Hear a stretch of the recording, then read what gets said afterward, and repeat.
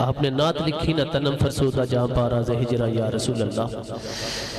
دلم پج مردہ آوارہ دیسیا یا رسول اللہ کریم دی بارگاہ دے اندر پیش کرن واسطے چل پہ مکہ تو سفر کیتا تو میرے کریم نبی امیر مکہ دی خواب دے اندر آ کے ارشاد فرماندے نے جامی نو روک دے میرے مکہ نے روک دیتا پھر چل کے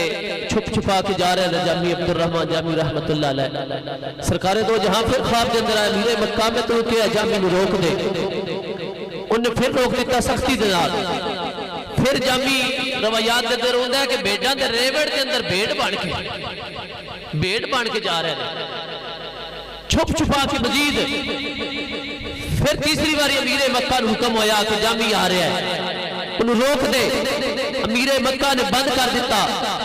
قید کر دیتا تو میرے لجپال نبی خواب کے اندر آئے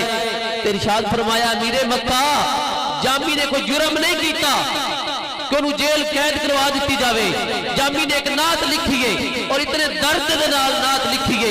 اتنی محبت دے نال لکھیے کہ میرے دربار پہ آ کے سنانا چاہتا ہے اگر سنا دے گا تو میرے ہاتھ باہر کھڑ کے جواب دینا پڑے